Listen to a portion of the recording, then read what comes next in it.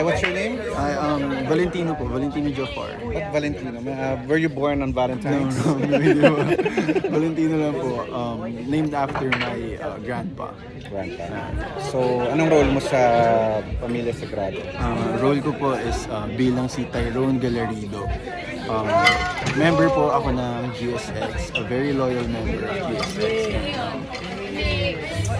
Tapos, ano yung frat ba yun? Yeah, GSX. So, Gamma team Sigma ano ka? Psi. Team Grey or Team Grey ako, Team Grey. ka? Yeah, pero So, yung si Kyle, ibang frat yun?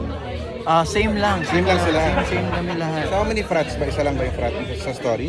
Or dalawa? Malalaman natin. Siyempre may frat war, dapat dalawa. Sarili Dalawa lang, at least. away lang kami lahat. Kailan mag-aaway? Internal war.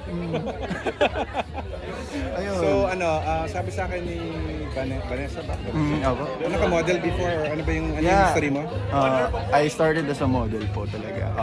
Noong 2018, Face of the Philippines po. Ako Face po of yung, the Philippines ka? Yeah, ako po yung nanalo noong 2018. Tapos, from there, ayun, medyo ang daming projects sa modeling. Tapos sabi ko, I didn't want to stay as a model. Kasi, parang, yeah, and nung simula bata pa kasi ako, gusto ko na talaga kasi mag-artista.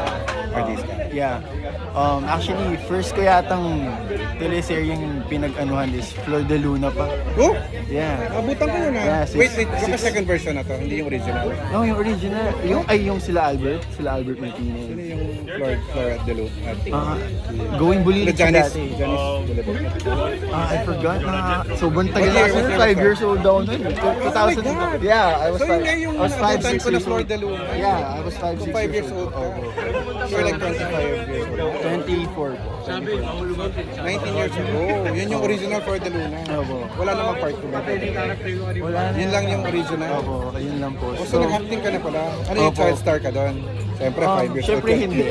Siyempre hindi. Teenager ka na lang. Parang classmate lang ako na. classmate na. Parang classmate lang ako na. So, friends mo rin yung ibang minamanage nila ba? Nila si Opo. KD Lex. Opo. Si Maxine lagi makasama. I met Maxine nung workshops nung Star Magic. So, yeah, naging friends na kami, close kami. And super nice ni Maxine. And sobrang galing Napanood mo umarte. ba yung movie niya? Yung When Magic Hindi Works? pa nga, pero I'll watch it too. Siyempre. Wala na. Baka pag sa online. Yeah. Si Beaver. Si Beaver. Very, sobrang bait ng batang to. Akala ko nga parang ka-age ko lang kasi very mature. Very mature na siya mag-isip, makipag-usap sa amin. Daniel Smanek, kamusta? Ay, kaklose ko na yan dati pa. Close mo na? Oo, kaklose ko na yan dati pa. So, sinsupport mo yung movie niya dati, yung mga Love at First Flavor. Oh yeah, oo. So, Napanood ko na matagal ka na yun. sa Star Yeah, Ilang years? 2019 ako pumasok sa Star Magic. Kasabay ko pa after ng batch nila Jeremiah, nila Dan. So, under Rise ka, hindi? Under Vanessa? Group? Under Star Magic lang talaga. Yeah, after that batch, ayun na yung batch namin. Tapos, ayun. Well, actually, surviving naman sa tingin ko. Parang ako na lang yata yung natira sa batch ko. parang Sino ka batch mo dati? parang sumuko na. Parang wala. Matagal ka na kasi di ba nung sabi mo Flor de Luna ka pa? Oh, ABS ba yun? no, yeah, pero I stopped. Then you went back after modeling mo. I stopped kasi actually dapat ipapasok ako nun sa Going Bulilit. Nung 6 years old ako. Pero Grabe yung pilang haba. I was Oo. trying my daughter.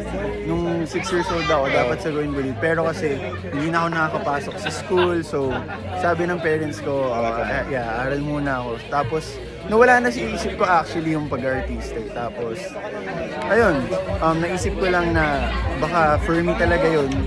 So ang way ko is I have to get my confidence back kasi sobrang mahiyain ako eh. Sobrang mahiyain ako sa crowded places, sa mga tao, sa publicity, parang hindi ko kaya noon before ako mag-modeling. So kaya ilang years ka na active sa showbiz? Since 2019 ako talaga parang pumasok sa Star Magic. Actually ewan ko, pwede ba sabihin? Mr. M pa yung nakaano sa akin. Okay na naman. Mystery naman yun. Mr. M pa yung kumuha sa akin yung time na yun. So, Totoo yung ibang Mr. M nasa kabilang network, Oo pati yung nga. mga ibang talents na. yeah, so, Pero some stayed here naman. yeah.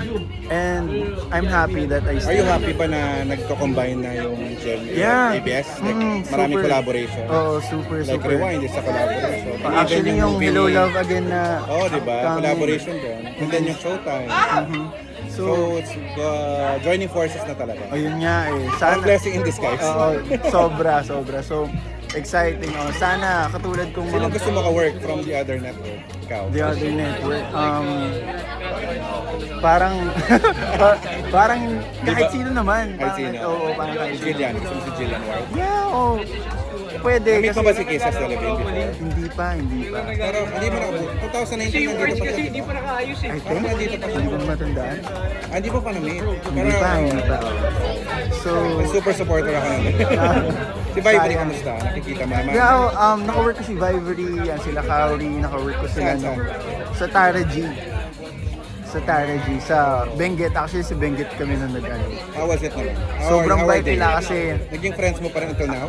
yeah, actually, ayun yung pinaka first project ko ever sa under ABS in Star Magic, yung Tara G. So, pagkadating ko dun, hiyang-hiya ako, nasa gilid lang ako. Tas, Sigil ka.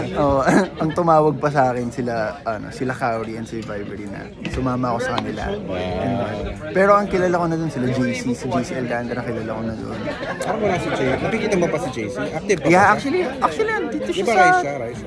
Actually andito siya sa teleserye. Ano, dyan siya? Oh, pero Hindi yeah. lang, wala lang today. Oh yeah, wala lang siya today, pero yun, kasama namin siya. Actually. Sobrang bait din nun. Oo. Kasi mababait lahat. Kaya masaya rin ako actually kasi ang dami naming bago sa teleserye na to eh. Sobrang dami naming bago and sobrang dami ring veteran. So, alam mo yun, parang balance lang na natututo kami sa kanila.